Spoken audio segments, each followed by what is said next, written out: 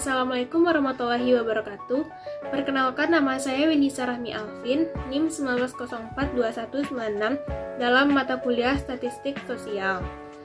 Di sini saya akan membahas tentang yang pertama, konsep statistik parametrik, yang kedua, konsep statistik non-parametrik, yang ketiga, model statistik parametrik, dan yang keempat, model statistik non-parametrik.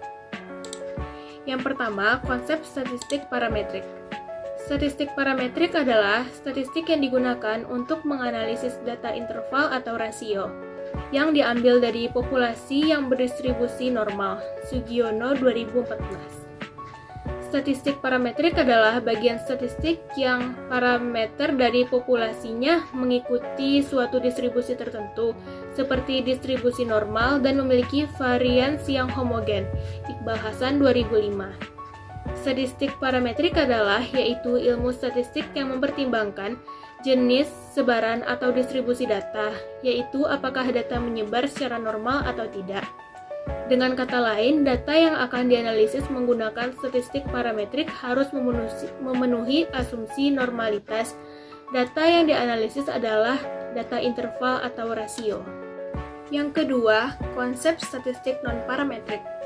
Statistik non-parametrik adalah statistik yang bebas sebaran, artinya dapat digunakan untuk segala macam sebaran atau distribusi. Dengan kata lain, metode ini tidak mensyaratkan bahwa data tersebut harus berdistribusi normal dan tidak diperlukan ukuran sampel yang harus memenuhi syarat. Uji statistik non-parametrik dapat dipakai untuk ukuran sampel kecil, skala pengukuran data mulai dari data yang rendah atau skala nominal sampai dengan skala pengukuran rasio. Yang ketiga, model statistik parametrik. Dalam penggunaan pengujian statistik parametrik perlu dipenuhi beberapa unsur dari model pengujian dengan statistik parametrik. Yang pertama, objek pengamatan harus saling independen. Artinya, pemilihan sembarang kasus dari populasi untuk dimasukkan dalam sampel tidak boleh menimbulkan bias pada kemungkinan-kemungkinan bahwa kasus yang lain akan termasuk juga dalam sampel tersebut. Dan juga skor yang diberikan pada suatu kasus tidak boleh mempengaruhi skor yang diberikan kepada kasus lainnya. Yang kedua, objek pengamatan harus ditarik dari populasi yang berdistribusi normal. Yang ketiga, populasi-populasi di mana objek pengamatan ditarik harus memiliki varians yang sama. Yang keempat, variabel-variabel yang terlibat harus setidaknya dalam skala interval, sehingga memungkinkan digunakannya penanganan secara ilmu hitung terhadap skor-skornya.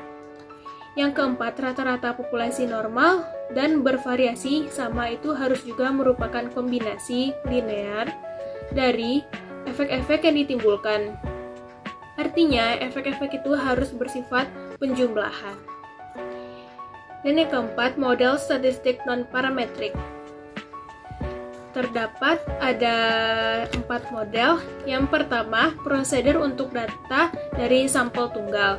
Prosedur bertujuan untuk menduga atau menguji hipotesis parameter populasi seperti ukuran nilai sentral. Yang kedua, prosedur untuk sampel independen. Prosedur ini digunakan ketika ingin membandingkan dua variabel yang diukur dari sampel yang tidak sama atau bebas. Yang ketiga, prosedur untuk sampel dependen.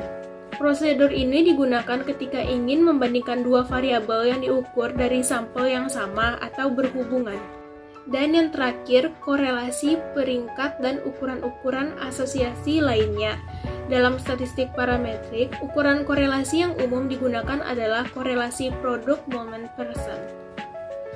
Sekian pembahasan dari saya. Apabila ada kesalahan kata, mohon dimaafkan. Saya akhiri. Assalamualaikum warahmatullahi wabarakatuh.